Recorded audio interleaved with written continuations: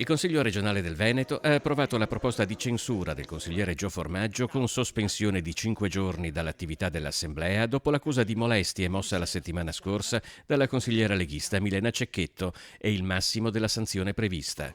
L'annuncio è arrivato dal presidente del Consiglio Roberto Ciambetti al termine di una seduta a porte chiuse cui non hanno partecipato né Formaggio né Cecchetto. L'esito della votazione è stato 46 presenti, 41 sì, 2 bianche, 2 astenuti e una nulla.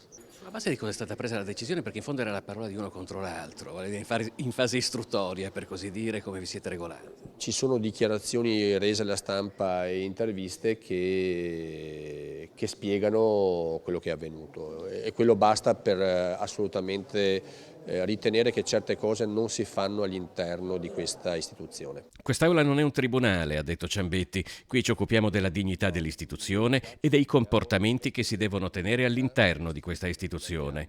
La seduta segreta è prevista dal regolamento del Consiglio regionale quando si tratta di persone per tutelare gli interessati. Era dal 1994 che non si faceva una seduta segreta.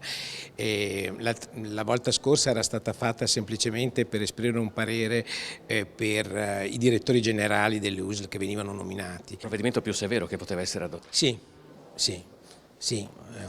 nel senso che non c'era. È capitato, visto prima citato, No, nessuno era mai stato sospeso per... No, mai, non era mai successo. La seduta a porte chiuse è durata circa 45 minuti. La votazione ha sostanzialmente ricalcato le prese di posizione di questi giorni, quando la consigliera Cecchetto aveva ricevuto una solidarietà trasversale. Qui è il luogo dove si fanno leggi, si fanno provvedimenti che hanno ricadute per milioni di persone, quindi goliardia o quello che qualcuno presume sia goliardia o altri tipi di situazioni che creano disagio ad altri colleghi devono essere assolutamente banditi da queste mura.